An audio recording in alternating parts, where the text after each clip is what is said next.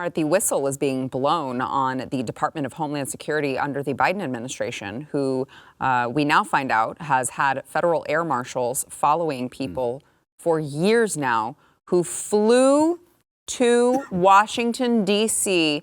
on January 6th. Even if they did, there's no information telling them that they actually went to the Capitol. They flew to D.C. for that day.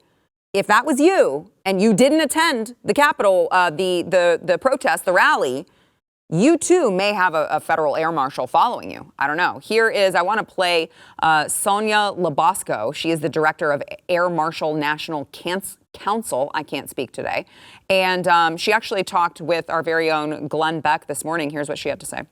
Okay, so last night I was having a conversation with Sonya Hightower LaBosco. And this is how it ended. Listen to this. This person returned to the hotel. It is important to note that blank never set foot near the Capitol grounds. In fact, suffers from a disability that makes it difficult for her to walk. This air marshal with 27 years of experience, do you remember this case? What was he assigned to do? I do, and that's his wife we're talking about, Glenn. He is the special ops air marshal. He actually assigns the teams of air marshals to follow these individuals that are on quiet skies or a selectee. So this air marshal actually came into duty. It was his job to sign the missions for that day, opened his computer and saw a photograph of his wife listed as a suspected domestic terrorist, knowing that she had nothing to do with the Capitol. She didn't even go to the Capitol that day, and we proved that through many, many different ways, from geo-tracking, her cell phone, her Uber receipts, you name it. Right. We proved it. I've got less than a minute. You have to tell me if this is true.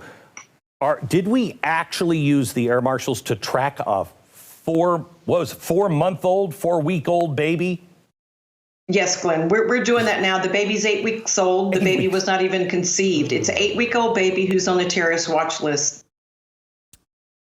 An 8-week. Prove to me that 8-week-old wasn't at January 6th. Prove it. An insurrectionist. An insurrectionist, clearly. Hiding under the guise of being an infant. A baby. Yeah. Please, we nice see try. right through it, 8-week-old. Deep fake. Hey, but I promise you, the cartels that's coming across the border are coming for good reason. They're harmless. Well, they also are being helped by air marshals. But they helped in, you know? Well, yeah. Yeah, I mean, they're helped with their mission. Yeah. They have federal agents going to the border and guiding rather than protecting federal buildings, they're taking them to doctor's appointments. Yeah, tour guides. Illegal aliens are being driven to doctor appointments by federal agents.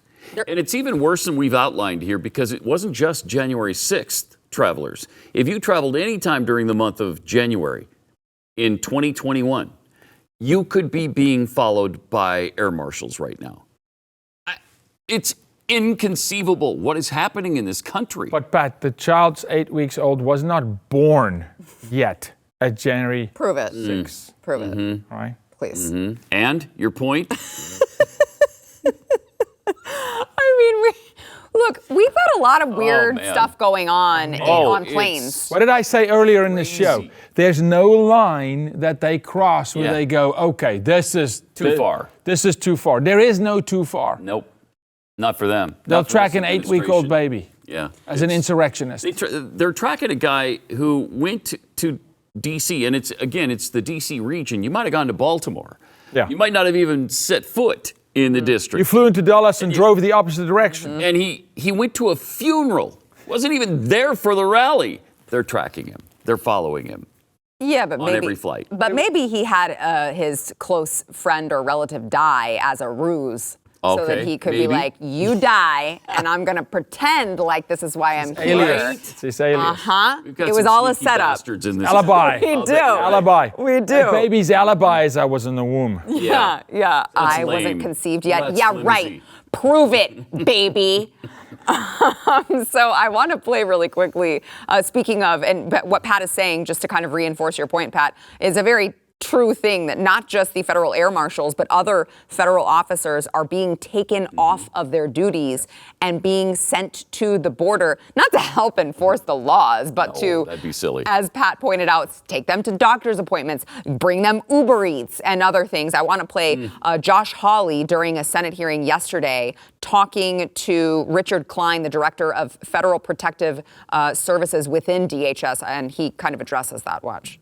Let me just ask you, given the unprecedented surge in illegal immigration that we're seeing, let me ask you two things here, time permitting. The first one is, we've had multiple DHS whistleblowers who are special investigators within DHS come forward to my office and I think others and allege that they were pulled off of their assignments investigating child abuse, child trafficking, fentanyl. They were pulled off of that and sent to the southern border in order to perform, in their words, menial tasks. I just want to know, have any FPS officers, to your knowledge, been reassigned to the southern border to help with migrant processing? Yes, sir. We do have a number of FPS officers that are supporting CBP at the southern border in 2 locations. And that's going on today. When you say assisting with processing? Not processing.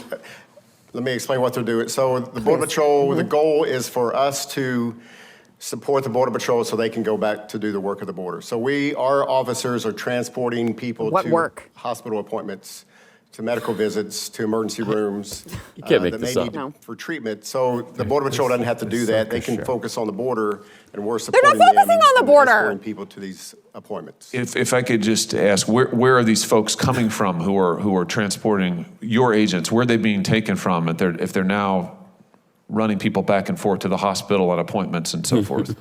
Various locations throughout the country. Yeah.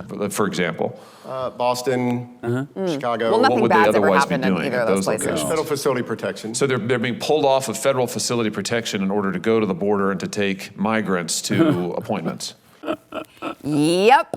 Your tax dollars at work.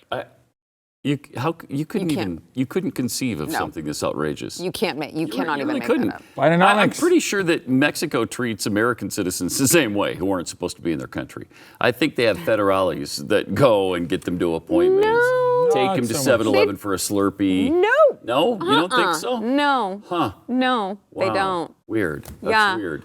Well, I love that he kept saying, like, well, we're just there to help them so that they can get back to doing their work at the border. Yeah. What work? You have- fist bumping illegal immigrants as they make their way over and giving them a high five? Like, what work are you talking about? They're not doing anything there. I had a senior Border Patrol leader in my office this morning, and we were talking about Tucson, what's happening in Tucson, and where they have literally shut down actual operations, and they are only processing migrants into the country. There's no patrol. Yeah. There's not. It is the Wild West at the moment there. It's welcome. Just walk in. Right. They are just processing. But listen to what he's saying. They're pulling officers from Boston, Chicago, Dallas, many from Dallas. What they're not I'm even not talking about places with high crime rates, so that's good. No, Chicago is calm. What are you talking They're all about? pristine. Yeah, and Dallas is great. Yeah. Chicago, Dallas. We're only 3,000 police officers short in Dallas PD. Yeah, no, 3,000. it's fine. We've got no crisis. It's not like we're 30,000 short.